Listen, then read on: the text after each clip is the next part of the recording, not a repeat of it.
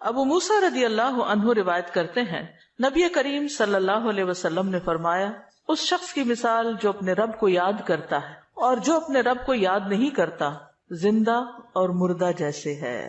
تو ذکر کو زندگی سے تشبیہ دی گئی ہے، یعنی جس طرح انسان زندگی کے ساتھ خوبصورت ہوتا ہے، یعنی اس کا ظاہر خوبصورت ہوتا ہے جب زندہ ہوتا ہے، جب مر جاتا ہے تو آپ دیکھیں میت کیسی لگتی ہے، تو اسی طرح ذکر کے ساتھ انسان کا باطن روشن ہوتا ہے اور خوبصورت ہوتا ہے. ذکر جو ہے یعنی اللہ کی یاد جو ہے اس کی کئی اقسام ہیں، قرآن، نماز، تسبیحات، علم کا سیکھنا سکھانا، یہ اس وقت ہم ذکر کی مجلس میں ہیں. پھر اسی طرح دوسروں کو امر بالمعروف کرنا، نہی عن المنکر کرنا. تو یہ جو ذکر ہے اس کی کسی بھی شکل میں یہ اللہ تعالیٰ کے نزدیک ہر چیز سے بہتر عمل ہے. نبی صلی اللہ علیہ وسلم نے فرمایا کیا میں تمہیں تمہارا بہترین عمل نہ بتاؤں جو تمہارے مالک کے نزدیک اچھا اور پاکیزہ ہے اور تمہارے درجات میں سب سے بلند ہے اور سونا چاندی کے خرچ کرنے سے بہتر ہے اور اللہ کی راہ میں جہاد کرتے ہوئے تمہارے کفار کی گردنیں مارنے اور ان کے تمہاری گردنیں مارنے سے بھی افضل ہے. صحابہ نے عرض کیا کیوں نہیں؟ آپ نے فرمایا اللہ تعالیٰ کا ذکر، چاہے آپ نماز میں کر رہے ہیں، نوافل میں کر رہے ہیں، تلاوت قرآن کے ذریعے کر رہے ہیں، تعلیم قرآن کے ذریعے کر رہے ہیں، تسبیحات کے ذریعے کر رہے ہیں، درود شریف پڑھ رہے ہیں، کسی بھی طرح کھڑے بیٹھے لیٹے چلتے پھرتے، فارمل وے میں، انفارمل وے میں، اونچے یعنی جہرن اور سرن، جس شکل میں بھی آپ اللہ کو یاد کرتے ہیں تو اس کی اتنی زیادہ فضیلت ہے، بہت افضل عمل ہے. اور اس کے برعکس کیا ہوتا ہے؟ اللہ تعالیٰ سے غافل ہو جانا، بھول جانا، اور وہ عموماً کب ہوتا ہے؟ جب ہم دنیا میں خوب محو ہو جاتے ہیں. اسی طرح رسول اللہ صلی اللہ علیہ وسلم نے فرمایا بہترین عمل یہ ہے کہ جب تم دنیا سے رخصت ہو تو تمہاری زبان اللہ کے ذکر سے تر ہو. اور یہ اسی وقت ہو سکتا ہے جب ہمیں ہر حالت میں ذکر کرنے کی عادت ہو. یعنی ذکر جو ہی چھوٹے تو ہمیں کبھی سی محسوس ہونے لگے کہ کچھ رہ گیا ہے، کچھ چھٹ گیا میرے ہاتھ سے، کچھ نکل گیا ہے، کچھ کمی سی ہے، وہ خلا، وہ خالی پن فوراً محسوس کر لیں. ہم ذکر کرنے والے سب سے آگے آگے ہوں گے. رسول اللہ صلی اللہ علیہ وسلم نے فرمایا مفردون سبقت لے گئے. صحابہ نے پوچھا اللہ کے رسول مفردون کون ہے؟ آپ نے فرمایا اللہ کا بہت ذکر کرنے والے مرد اور ذکر کرنے والی عورتیں.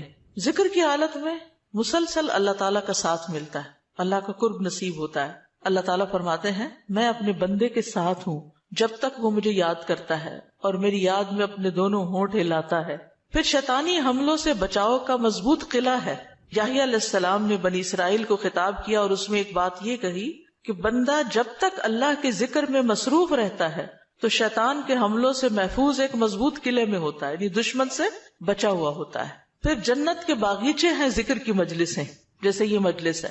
رسول اللہ صلی اللہ علیہ وسلم نے فرمایا جب تم لوگ جنت کے باغوں کے پاس سے گزرو تو کچھ کھا پی لیا کرو. صحابہ نے پوچھا جنت کے باغوں سے کیا مراد ہے؟ آپ نے فرمایا مجالس ذکر کی مجلسیں. قیامت کے دن سب سے زیادہ قابل رشک لوگ کون ہوں گے؟ جن کے چہروں کی سفیدی دیکھنے والوں کو ڈھانپ لے گی. وہ انبیاء و شہداء نہیں ہوں گے لیکن ان کے اللہ کے قریب ہونے کی وجہ سے انبیاء و شہداء ان پہ رشک کریں گے. عرض کیا کہ اللہ کے رسول یہ کون لوگ ہوں گے جن پہ انبیاء و شہداء رشک کریں گے؟ فرمایا یہ مختلف قبیلوں کا مجموعہ ہے، مختلف قبیلوں مختلف بیک گراؤنڈ سے آئے ہوئے لوگ ہیں جو اللہ کے ذکر پہ جمع ہوتے ہیں اور عمدہ کلام کو اس طرح چن چن کر لیتے ہیں جیسے کھجور کھانے والا عمدہ کھجوریں چن چن کے لیتا ہے. تو مجھے اس حدیث کو پڑھتے ہوئے آپ لوگوں کا خیال آتا ہے کہ علم کی مجلس میں سے جو اہم نکتے ہیں وہ آپ اپنے پاس محفوظ کرتے جاتے ہیں. کچھ باتیں دل میں یاد ہیں اور کچھ قلم سے یعنی نوٹ بک میں نوٹ کرتے جا رہے ہیں. تو ایسی مجلسیں جو ہیں وہ انسان کے لیے بہت بڑی نعمت ہے. پھر ذکر نہ کرنا باعث حسرت ہے. یاد رکھیے جب میں ذکر کا لفظ بولتی ہوں نا تو ذکر کی ساری اقسام ذہن میں لایا کریں، کیونکہ ہمارے ہاں ذکر صرف اللہ ہو کرنے کا نام بن گیا ہے. ذکر کی مجلس کیا ہے؟ جس میں سارے لوگ بیٹھ کے اندھیرا کر دیں اور پھر وہ اس انداز میں ذکر کریں کہ سارے ایک نعرے کی شکل میں اور مل کے کوئی آوازیں بلند کریں. صحابہ سے ایسے کوئی طریقے منقول نہیں ہیں. وہاں صحابہ کرام نبی صلی اللہ علیہ وسلم کی مجالس میں جو بیٹھ کے علم حاصل کرتے تھے اس کو بھی ذکر کی مجلس سمجھتے تھے اور ویسے بھی اکٹھے بیٹھ کر اللہ کو یاد کرتے تھے. جیسے مسجد نبی میں ایک دفعہ آپ تشریف لے گئے، 2 جماعتیں تھی، کچھ علم سکھا رہے تھے اور کچھ بیٹھ کے ویسے ہی تسبیحات پڑھ رہے تھے اپنی. تو آپ علم والوں کے پاس گئے تو یہ بھی ذکر کی مجلس ہوتی ہے، یعنی علم کا سیکھنا سکھانا، اور بیٹھ کے تسبیح پڑھتے رہنا، ذکر کرتے رہنا، جیسے آپ حرم میں بیٹھ کے کرتے ہیں، کسی مسجد میں بیٹھے ہوتے ہیں، اس کے لیے ضروری نہیں ہوتا کہ کوئی تسبیحات کرنے کے لیے باقاعدہ لوگوں کو دعوت دے کر کوئی ایسے حلقے اکٹھے کیے جائیں۔ ذکر نہ کرنا باعث حسرت ہے۔ نبی صلی اللہ علیہ وسلم نے فرمایا جو لوگ کسی جگہ پر مجلس کریں لیکن اس میں اللہ کا ذکر نہ کریں اور نبی صلی اللہ علیہ وسلم پر درود نہ بھیجیں تو وہ ان کے لیے قیامت کے دن باعث حسرت ہوگی۔ اگرچہ وہ اجر و ثواب کی بنیاد پر جنت میں داخل ہو جائیں گے لیکن انہیں حسرت ہوگی کہ ہم نے یہ وقت کیوں گنوا دیا۔ ذکر نہ کرنے والے بدترین مخلوق ہیں، بد نصیب لوگ ہیں۔ عامر بن ابسہ سے روایت ہے، رسول اللہ صلی اللہ علیہ وسلم نے فرمایا جب بھی سورج چڑھتا ہے اللہ عز و جل کی ہر ایک مخلوق اللہ عز و جل کی تسبیح اور حمد و ثنا بیان کرتی، یعنی صبح ہوتے ہی ساری مخلوق ذکر میں لگ جاتی، لیکن شیطان اور اولاد آدم میں سے آتا قسم کے لوگ ذکر نہیں کرتے۔ تو میں نے بنی آدم میں آتا قسم کے لوگوں کے بارے میں سوال کیا، آپ نے فرمایا بدترین مخلوق، یا فرمایا اللہ کی مخلوق میں سے بدترین لوگ، یعنی آسمان و زمین، سورج چاند ستارے درخت شجر حجر ہر چیز ذکر میں مشغول ہے سوائے ان لوگوں کے جو سو کے وقت گزار رہے ہیں یا غفلت میں پڑے ہوئے ہیں۔ حدیث نمبر 42، دو محبوب کلمات۔ عن ابی ہریرہ رضی اللہ عنہ قال قال النبی صلی اللہ علیہ وسلم کلمتان حبیبتان الی الرحمن خفیفتان علی اللسان ثقیلتان فی المیزان سبحان اللہ وبحمدہ سبحان اللہ العظیم۔ کتاب التوحید۔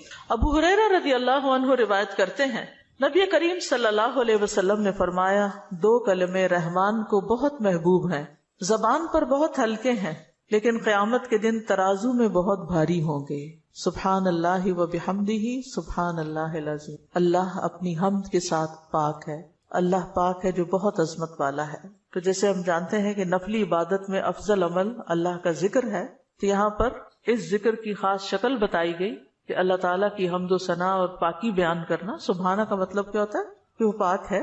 تو جس کلام میں، جس ذکر میں اللہ تعالیٰ کی پاکی بیان کی جائے، تسبیح بیان کی جائے اور حمد و ثنا بیان کی جائے، وہ اللہ تعالیٰ کا چنا ہوا کلام ہے۔ رسول اللہ صلی اللہ علیہ وسلم سے سوال کیا گیا کون سا کلام افضل ہے؟ آپ نے فرمایا جو اللہ نے اپنے فرشتوں اور بندوں کے لیے چنا۔ کیا فرمایا؟ جو اللہ نے اپنے فرشتوں اور اپنے بندوں کے لیے چنا۔ سبحان اللہ و بحمدہ، ٹھیک ہے، سبحان اللہ و بحمدہ۔ یہ تمام مخلوق کی نماز ہے، تمام مخلوق کی نماز ہے۔ نوح علیہ السلام کی وفات کا وقت جب آیا تو انہوں نے اپنے بیٹے سے فرمایا کہ میں تمہیں ایک وصیت کر رہا ہوں، دو باتوں کو کرنے کا حکم دیتا ہوں، دو باتوں سے روکتا ہوں۔ اور دو کرنے کے جو کام بتائے اس میں سے ایک لا الہ الا اللہ کا اقرار، کہ اگر ساتوں آسمان اور ساتوں زمینوں کو ترازو کے ایک پلڑے میں رکھ دیا جائے اور لا الہ الا اللہ کو دوسرے پلڑے میں، تو لا الہ الا اللہ والا پلڑا جھک جائے گا، اور اگر ساتوں آسمان اور ساتوں زمینیں ایک بند کڑے کی شکل اختیار کر لیں تو لا الہ الا اللہ اس کو بھی توڑ دے گا۔ اتنی طاقت ہے اس کلام کے اندر۔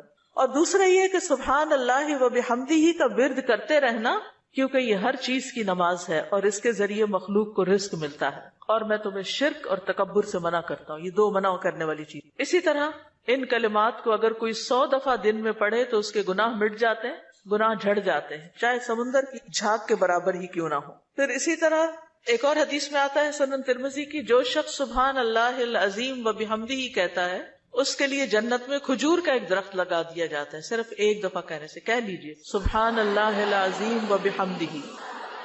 اللہ کے راستے میں سونا خرچ کرنے سے بہتر ہے۔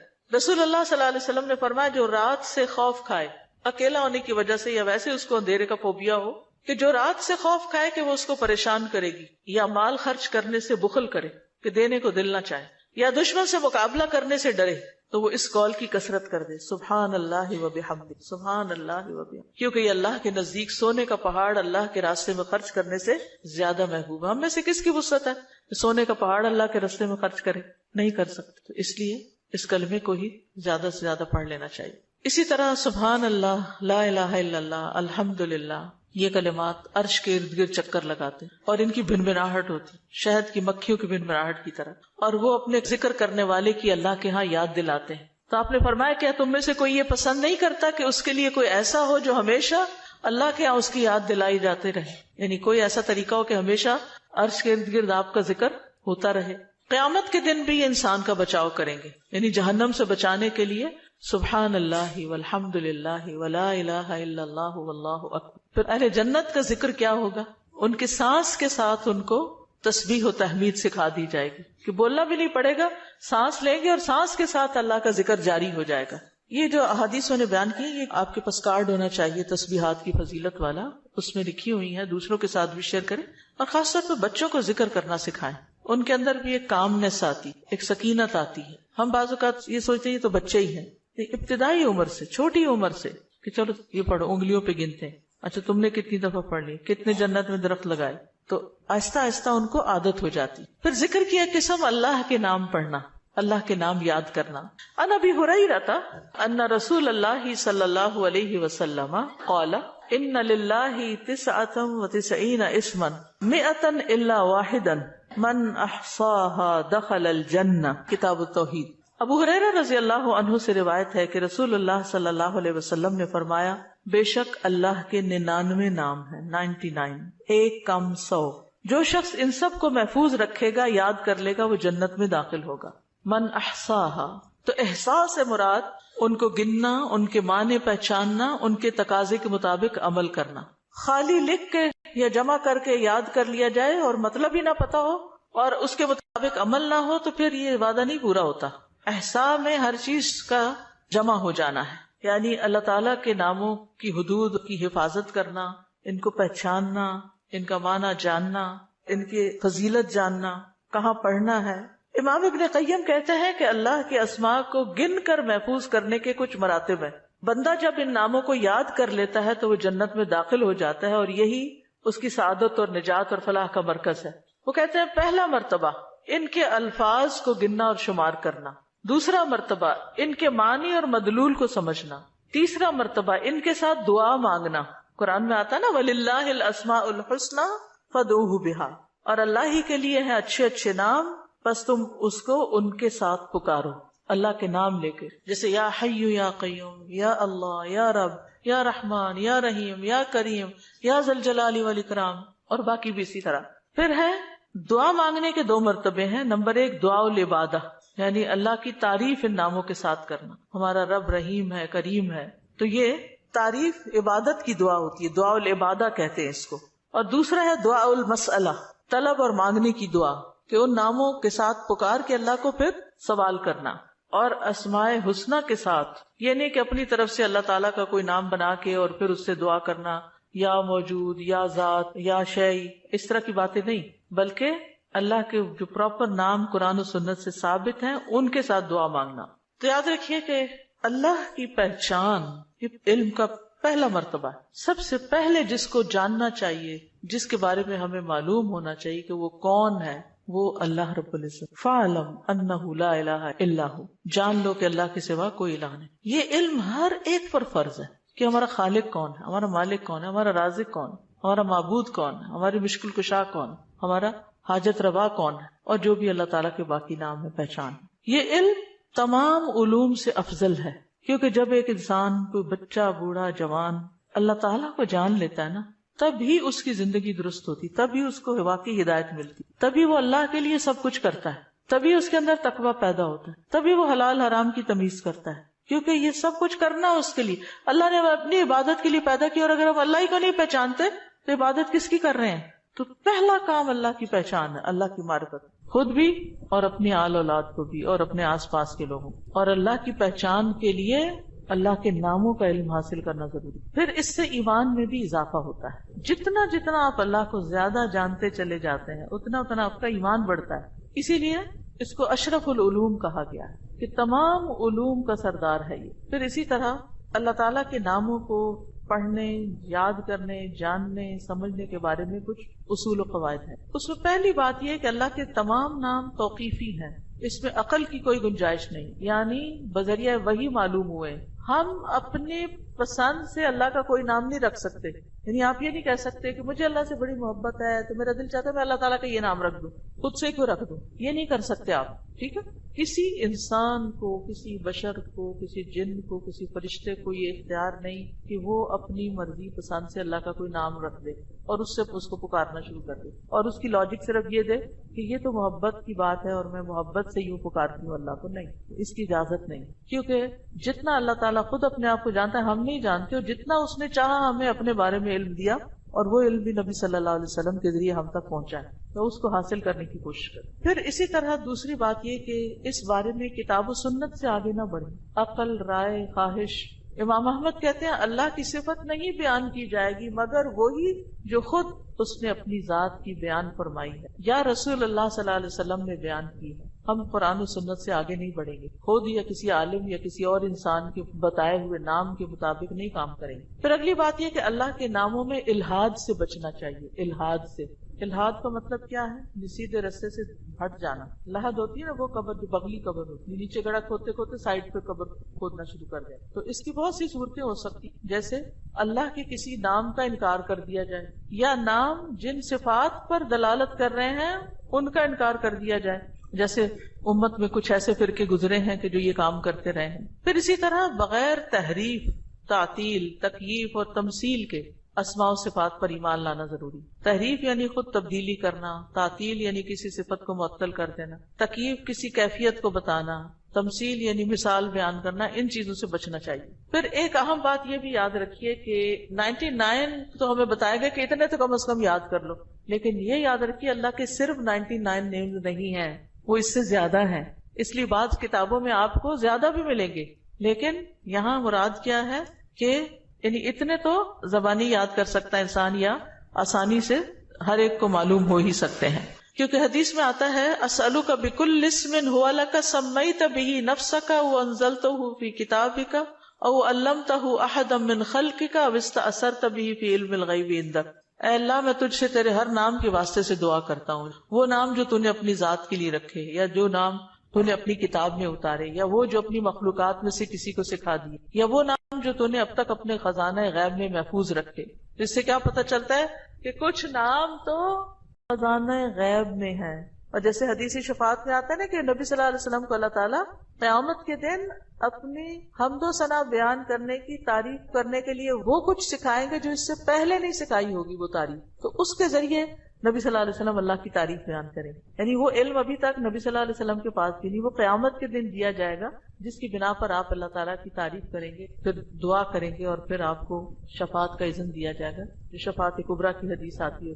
الہدیٰ نے اللہ تعالیٰ کے ناموں کا ایک کارڈ ریوائز کر کے چھاپا تھا جس میں قرآن اور سنت کی دلیل سے وہ نام دیے گئے ہیں، اور باقی جو تاج کمپنی کے چھپے ہوئے نام، ان میں کچھ نام ایسے ہیں جو اللہ کے نام نہیں ہیں، وہ اللہ تعالیٰ کے افعال ہیں جن سے لوگوں نے خود نام بنا لی. جیسے المذل اللہ کا نام نہیں ہے، یہ اللہ کا نام نہیں ہے، لیکن ذلت دینے والا اللہ ہے، تو ذل من تشاء، تو اس سے لوگوں نے نام اسم فائل کر کے تو مذل بنا لیا. تو یہ نام نکال دینے چاہیے، ٹھیک ہے، کیونکہ یہ قرآن و سنت سے نہیں ملتے. تو کچھ اللہ تعالیٰ کے نام ہیں، صفات ہیں، اور کچھ افعال بھی ہیں کہ اللہ تعالیٰ کیا کیا کرتا ہے. تو قرآن سے ہمیں وہ بھی پتہ چلتا ہے کہ اللہ تعالیٰ کیا کرتا ہے، اسے زندگی دیتا ہے، موت دیتا ہے، رزق دیتا ہے، وغیرہ وغیرہ. حدیث نمبر 44، پورے یقین کے ساتھ دعا کرنا. دعا بھی ذکری کی ایک قسم ہے. ان انس قال قال رسول اللہ صلی اللہ علیہ وسلم اذا دعوتم اللہ فاعزموا فی الدعاء ولا یقولن احدکم ان شئت فاعتنی فان اللہ لا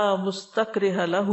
انس رضی اللہ عنہ روایت کرتے ہیں کہ رسول اللہ صلی اللہ علیہ وسلم نے فرمایا جب تم اللہ کو پکارو تو پکارنے میں عزم رکھو، یعنی اچھی طرح پکارو، اور تم میں سے ہرگز کوئی یوں نہ کہے کہ اگر تو مجھے چاہے تو عطا کر دے اور چاہے تو نہ کرے.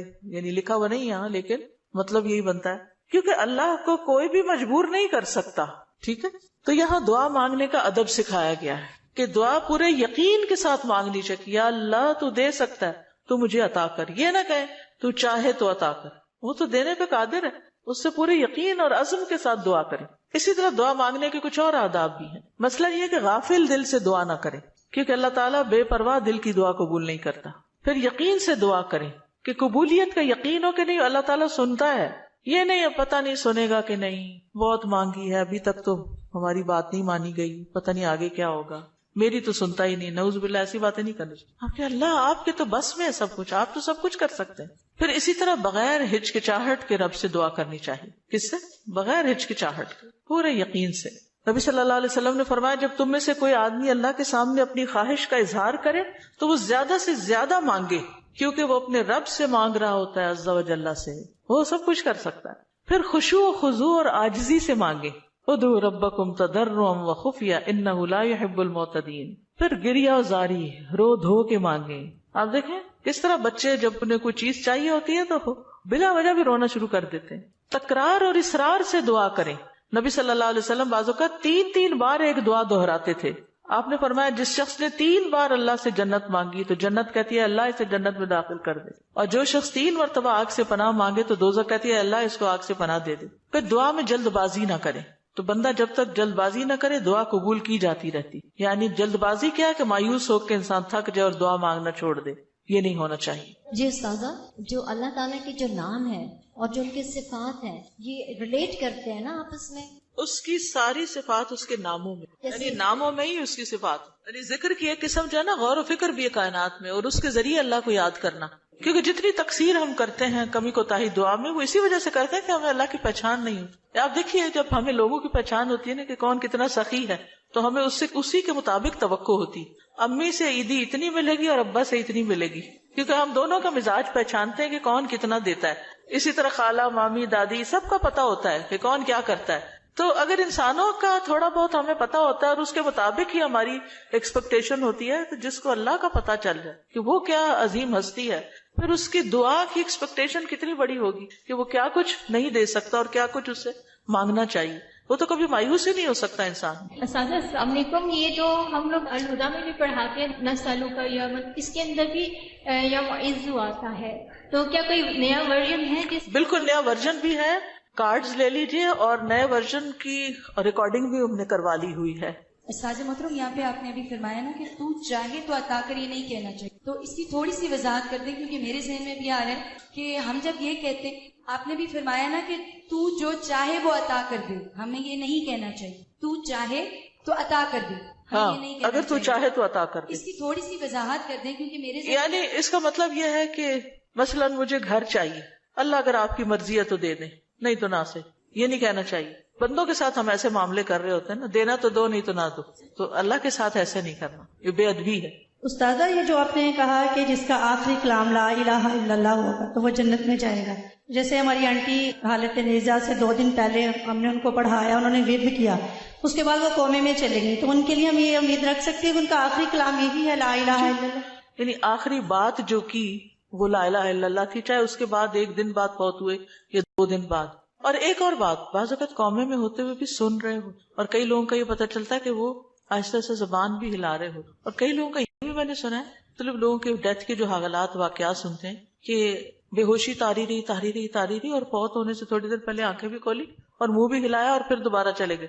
تو یہ اللہ کی دی ہوئی توفیق ہے, ہمیں توفیق مانگنی چاہیے کہ اللہ ہمارا آخری کلام لا الہ الا اللہ. آپ نے بھی ذکر کیا ہے, ذکر کا فضیلت بیان کیا ہے, تو مجھے یہ بات سمجھ آئی ہے کہ جب ہم لوگ دن رات میں ذکر کرتی ہیں, ہماری زبان تر رہتی ہے ذکر سے, جوارے اس چیز کی گواہی دیتے ہیں, تو وہ جو ہے آپ کا جو اندر احساس ہے وہ یہ ہوتا ہے کہ ہمارا ٹائم ویسٹ نہ ہو, ٹھیک ہے, اور ہم لوگ جو ہے نا فضولیات سے وہ اجتناب کرتے ہیں اس چیز کو کہ ہم نے ذکر کرنا ہے, اپنی نیکیوں کو اضافہ کرنا ہے, خیر و برکتیں مانگنی ہے.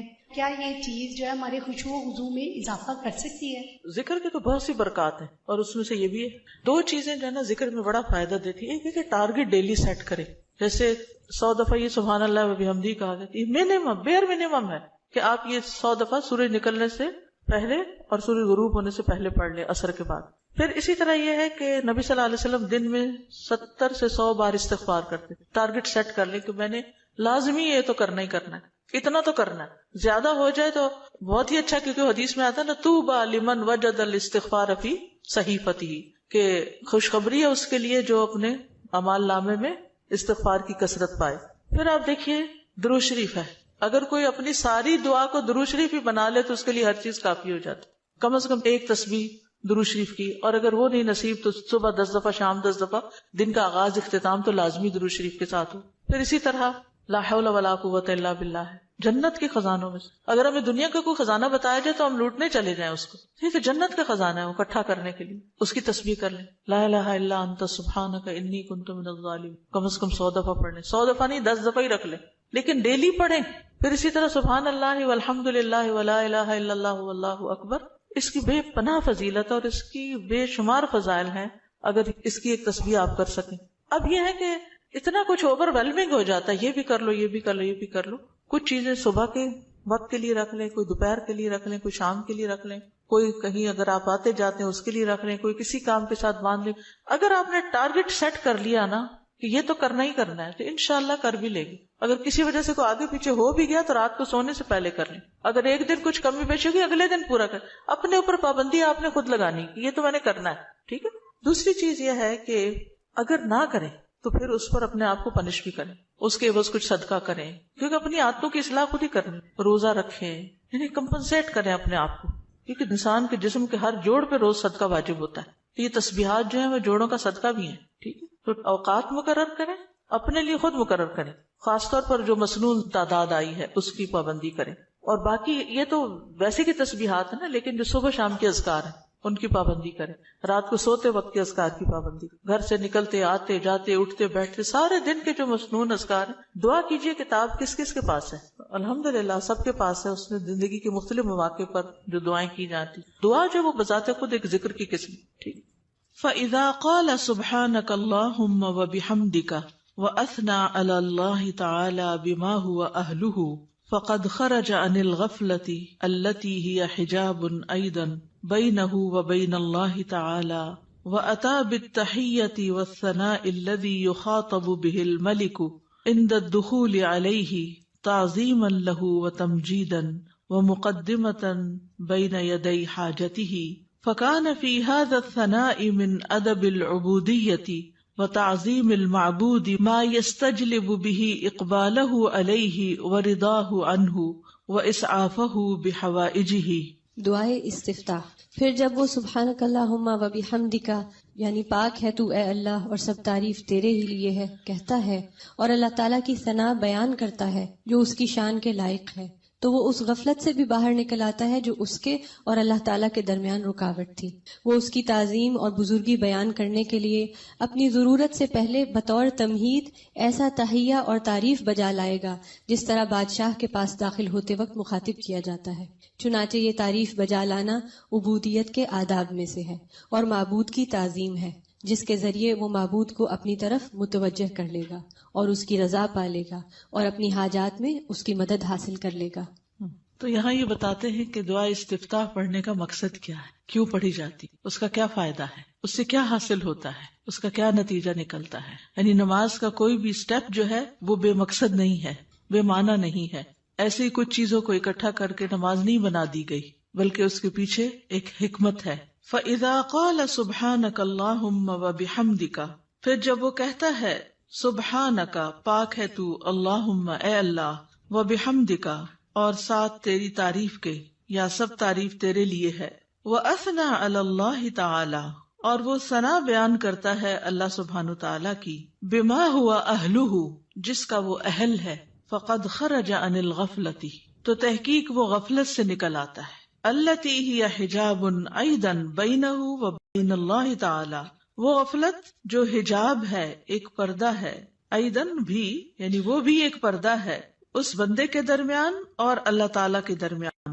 یعنی تعریف شروع کرتے ہی انسان غفلت سے باہر آ جاتا ہے. وَأَتَى بِالتَّحِيَّةِ وَالثَّنَاءِ اور وہ پیش کرتا ہے تحیہ سلام اور ثنا تعریف، الذی وہ جو یخاطب بہ الملک جس سے بادشاہ کو خطاب کیا جاتا ہے. یعنی کسی دنیاوی بادشاہ کے پاس بھی انسان جب حاضر ہوتا ہے اس کے دربار میں تو سب سے پہلے اس کی تعریف کرتا ہے.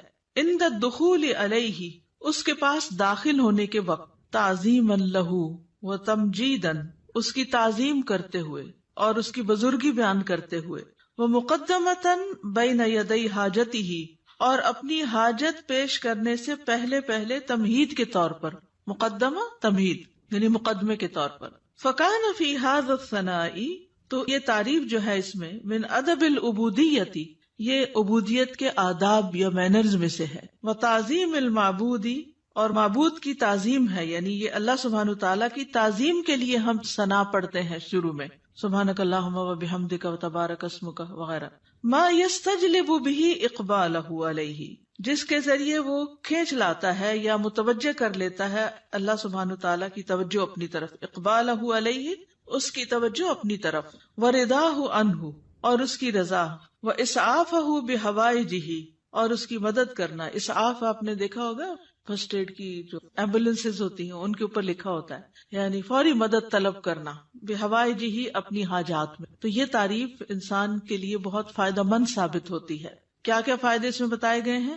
نمبر 1، انسان غفلت سے نکل آتا ہے. ٹھیک ہے، خرج عن الغفلۃ التی ہی حجاب ایضا بینہ و بین اللہ تعالی. دوسری بات کیا ہے کہ وہ ملاقات سے پہلے یا ابتدا میں، جیسے کسی بھی بادشاہ کے پاس جانے کا ایک ادب، ایک پروٹوکول ہوتا ہے، تو یہاں بندہ تحیہ اور ثنا سے کام لیتا ہے. اور اس سے کیا فائدہ ہوتا ہے کہ ایک تو جو ہمارے اوپر ادب آداب کا حق ہے وہ ادا ہوتا ہے، دوسری طرف یہ کہ معبود کی تعظیم ہوتی ہے، معبود یا رب ہماری طرف متوجہ ہوتا ہے، وہ راضی ہوتا ہے، اور بندے کی مدد کرنے میں وہ جلدی کرتا ہے. تو یہ فائدے ہیں دراصل ثنا پڑھنے کے. حقیقت یہ ہے کہ اللہ سبحانہ تعالیٰ کی ذات ہی قابل تعریف ہے. سورۃ ہود میں آتا ہے انہ حمید مجید، بے شک وہ بے حد تعریف کیا گیا، بڑی شان والا ہے. یعنی اللہ سبحانہ تعالیٰ کی شان بڑی بلند ہے، تو اس کی تعریف ہونی ہی چاہیے. دنیا میں آپ دیکھیں کہ کسی انسان نے اگر کوئی اچیومنٹ کی ہو، کوئی بڑا کام کیا ہو، تو دور بیٹھے بھی لوگ، نہ جاننے والے بھی اس کی تعریف کرتے رہتے ہیں کہ بڑا کمال کیا اس نے، فلاں چیز ایجاد کر دی ہے، فلاں چیز بنا دی ہے، فلاں کام کیا. تو اس بندے کو نہیں پتا ہوتا کہ کون کون اس کی تعریفیں کر رہا ہے، لیکن جب اس کی ذات سے کسی کو فائدہ پہنچتا ہے تو جس کو فائدہ پہنچتا ہے وہ خود ہی تعریف کے لیے آگے آ جاتا ہے. تب آپ دیکھیے کہ اللہ سبحانہ تعالیٰ کی ذات سے ہمیں کتنا فائدہ پہنچ رہا ہے اور کیا کیا کمالات ہیں. یعنی کسی کی بھی تعریف کرنے کی 2 بڑی وجوہات ہوتی، ایک اس کے کمالات اور دوسرا اس کی ذات سے فائدہ کتنا پہنچ. تو یہ دونوں چیزیں کامل درجے میں اللہ تعالیٰ کے اندر موجود ہیں. ہمارے پاس جو بھی کوئی نعمت ہے وہ اللہ ہی کی طرف سے ہے، اور ہر چیز میں اس کا کمال ہے، تخلیق میں اور رزق پہنچانے میں، اور جتنے بھی اس کے نام ہیں کامل صفات اور اسماء ہیں. تو اس لیے اس کی تعریف تو ہونی ہی چاہیے. تو نماز کے بالکل آغاز میں یہی سب سے مناسب جگہ ہے کہ جہاں تعریف ہو، اس کی حمد و ثنا ہو، کیونکہ وہ اس لائق ہے کہ اس کی حمد و ثنا کی جائے. یعنی آپ دیکھیے کہ جب کوئی حمد و ثنا کے لائق ہوتا ہے تو اس کی اگر کوئی تعریف نہیں بھی کرے تو اس کو تو کوئی نقصان نہیں، کیونکہ وہ تو ہے ہی قابل تعریف. نقصان کس کا ہوتا ہے کہ جو دیکھ رہا ہے، جو فائدہ اٹھا رہا ہے، وہ چپ بیٹھا ہے، وہ کوئی تعریف نہیں کر رہا. اور یہ تعریف جو ہے یہ دراصل شکر ادا کرنے کا ایک طریقہ ہوتا ہے، اور اللہ کا وعدہ ہے کہ اگر تم شکر ادا کرو گے تو میں تمہیں اور زیادہ دوں گا. تو اس احساس کے ساتھ جب انسان اللہ کی تعریف بیان کرتا ہے تو دراصل اللہ سبحانہ تعالیٰ کو بندہ اپنے قریب پاتا ہے، اس سے کنیکشن ہو جاتا ہے اس کا، اور یہ سراسر بندے کے اپنے ہی فائدے میں. ہمارا تعریف کرنا اللہ تعالیٰ کی اللہ تعالیٰ کو فائدہ نہیں دیتا، یہ دراصل خود ہم ہی کو فائدہ دے رہا ہوتا ہے، کیونکہ تعریف کرنے کا بھی ایک مزہ ہوتا ہے. کیونکہ تعریف کرنے والا صرف اس وقت تعریف کر سکتا ہے جب وہ کسی خوبی کو دیکھنے کے قابل ہوتا ہے. یعنی اگر ہم تعریف کرتے ہیں تو اس کا مطلب یہ ہے کہ ہمارے اندر یہ صلاحیت ہے کہ ہم خوبیوں کو دیکھ پاتے ہیں. تو اس میں صرف ممدوح کی حمد نہیں ہوتی یا اللہ سبحانہ تعالیٰ ہی کی تعریف نہیں ہوتی، بلکہ ایسا بندہ بھی ایسے خالق کے ساتھ جب جڑتا ہے تو وہ بھی قابل تعریف ہو جاتا ہے. یعنی وہ بندہ بھی قابل تعریف ہو جاتا ہے جو اپنے خالق کی تعریف کرتا ہے، کیونکہ ناشکرے لوگ کسی کو بھی اچھے نہیں لگتے، پسند نہیں آتے. اور وہ لوگ جو اپنی آنکھیں ہی بند رکھیں اور غفلت کا شکار رہیں اور سوئے پڑے رہیں اور اللہ کی نعمتوں کو دیکھ ہی نہ سکیں یا اس سے ناراض رہیں، ایسے لوگ دراصل اپنا ہی نقصان کرتے ہیں. ایک حدیث سے ہمیں پتہ چلتا ہے کہ بندے اگر اللہ تعالیٰ کو دیکھ لیں تو اور بھی زیادہ اس کی تعریف کریں. ابھی تو بن دیکھے کرتے ہیں نا، اس کی نشانیاں دیکھ دیکھ کے،